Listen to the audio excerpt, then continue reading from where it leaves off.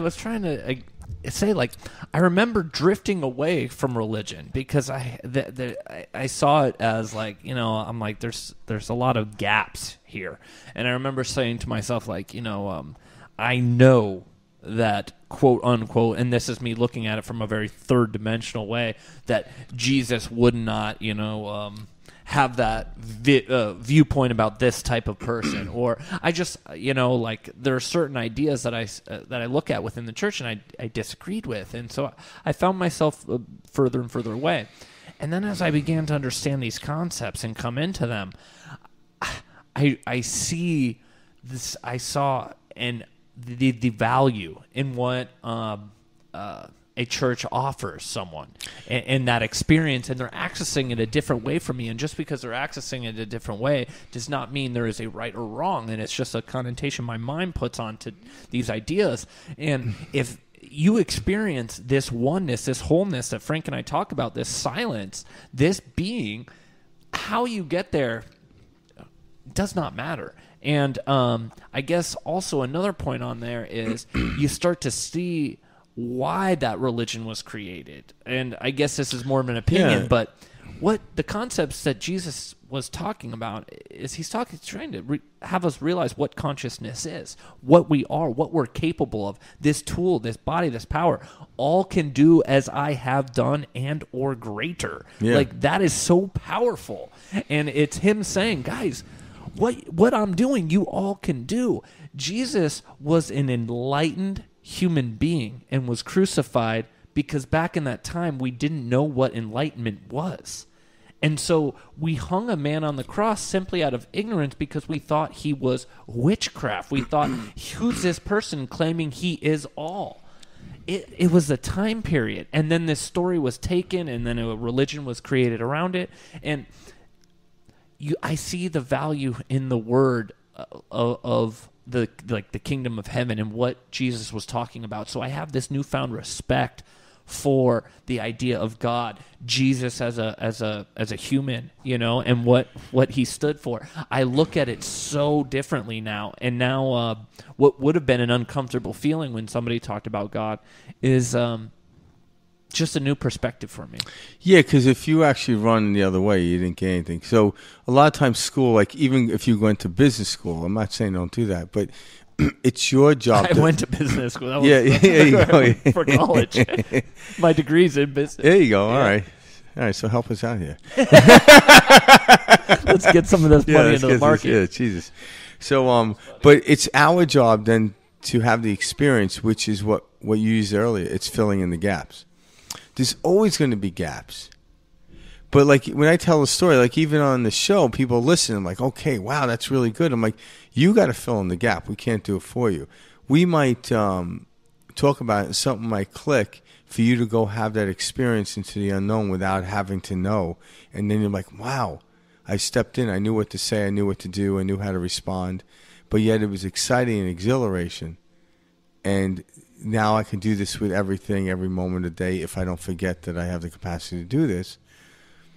That is the ultimate experience. You are the only one that can have it. I can't have it for you. I can encourage you that you have the capacity and ability. Everyone has it. Everyone does. I know everyone does.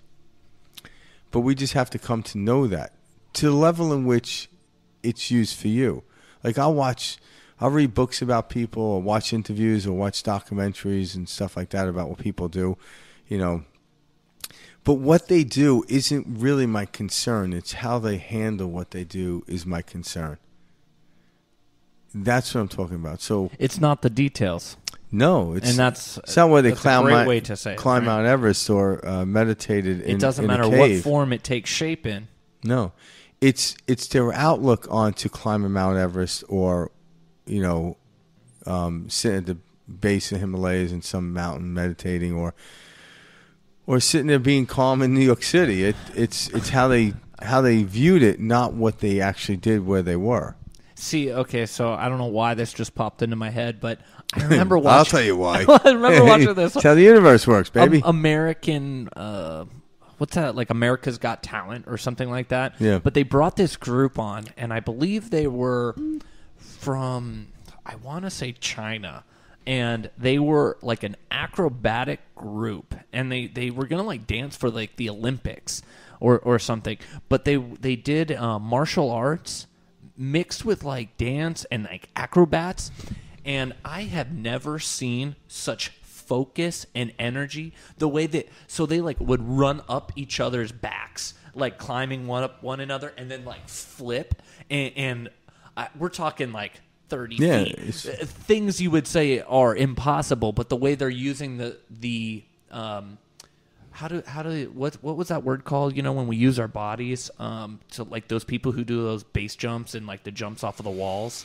Parkour. Parkour. Yeah. It's using gravity like with you. It's moving with. They understand the dynamics of gravity. They understand the dynamics of physics and gravity. So, anyways, I'm watching this, and again, it doesn't matter what it is. You can see the intense amount of focus, skill, movement. It creates such beauty and awe. You have nothing but just to be and to witness and to experience. Like, oh my goodness! And you see this in magic. You see it in a ton of different stuff. It allows you to truly witness. And notice you cannot be in awe of something like that unless you understand it to a degree. You don't necessarily need to be run up somebody's back or do ballet. You don't need to do that. It doesn't matter but what there's it an is. attribute of you, and I don't care what you do as a career or occupation, you can take that same intensity and focus and put it into that. Because you wouldn't even understand what they're doing, and you wouldn't enjoy it unless you had the capacity to do that yourself in some form or another.